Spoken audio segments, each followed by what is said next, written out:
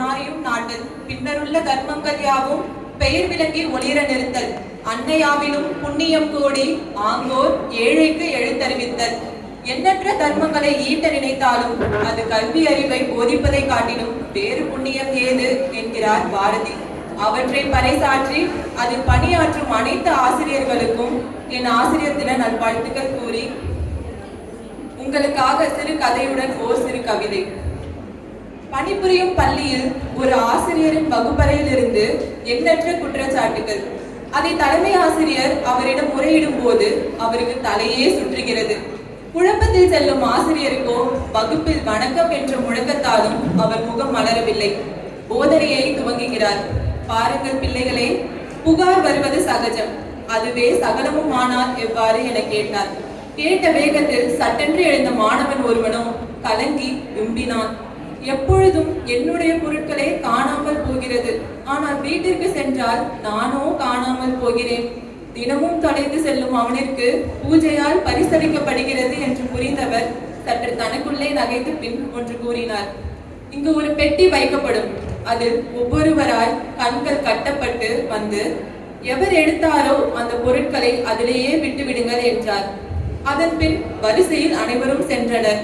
இறுதியில் கண்டெடுக்கப்பட்டது பொருள், ஆனால் எவரையும் தண்டிக்கப்படாமல். இந்நிகழ்வு அனைவரின் மனதிலும் ஆழமாக பதிந்தது.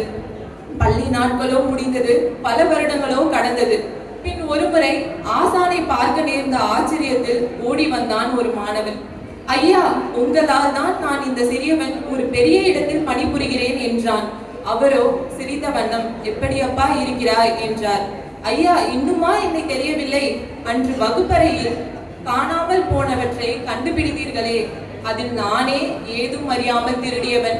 ஆனால் தாமோ நான் தான் கல்வன் என்று சுட்டி காட்டாமல் என்னையும் மாற்றியவர் தாமே என்றான். ஆசானோ நான் ஏதும் செய்யவில்லை அப்பா என்று சொல்லி அன்று கண்களை கட்டியது நீங்கள் மட்டுமல்ல, அதில் நானும் ஒருவனே என்றார். ஏனெனில் என் பிள்ளைகளின் நிறையை மட்டும் பார்ப்பவனுக்கு குறை என்னும் திரை என்னுள் எப்பொழுதும் விழக்கூடாது என்றார். கேட்டதும் கண்களின் நீர் ததும்ப, அன்றோ கட்டி கொண்டது ஆசானின் கண்களே, ஆனால் இன்று திறக்கப்பட்டது என் மனக்கண்களே என நினைத்து முடிப்பதற்குள் அவர் அவன் தோள்களை தட்டி இதழோரம் சிரிப்பை கொட்டி மனதோறும் அன்பையும் கட்டி அவன் கட்டிய கோட்டையில் சிறப்பாய் வீற்றிருப்பார் சிறந்த ஆசானாய் முப்பொழுதும் அவன் கற்பனையில். இக்கதையில் வரும் ஆசிரியர் போல் நம் வாழ்வில் எண்ணற்ற ஆசிரியர்களின் வழித்துணையாலும் வழிமுடிதலாலும் நாம் செல்லும் வழி எங்கும் தவறுகளை மன்னித்து தடைகளை தகர்த்து என்றும் நம் வழிகாட்டிகளாய் விளங்கி ஒரு நாள் அவர்களை மிஞ்சிய வாழ்வில் உயர்ந்து நின்றாலும் இவர்கள் என் பிள்ளைகளே என்று எவ்வித கர்வமும் இன்றி பெருமிதம் கொண்டு பறைசாற்றும் இன்றியமையாத ஒரு உன்னதமானவர்கள் நம் ஆசிரியர்களே.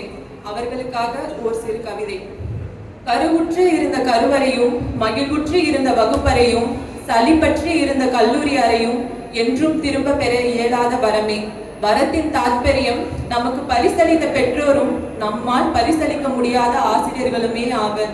அத்தகையோர் நம் வாழ்வில் தடம் பதிக்க திடமாய் விதைக்க நம்மையே வேறிட்டு நமக்குள் உயிரிட்டு ஈட்டுவது அனைத்தும் இலக்கே என ஊக்குவித்து தான் பெறாத செல்வங்கள் தம் மாணவ செல்வங்களே என கருதி அயராது உழைக்கும் ஆசிரியர்களுக்கு என்றும் மாணவர்கள் நாங்கள் தனஞ்சயனாய் ஜெகத்தில் இருப்போம் என்றும் துரோணர் என்னும் ஆச்சாரியர்களுக்காக வாய்ப்பளித்தமைக்கு நன்றி.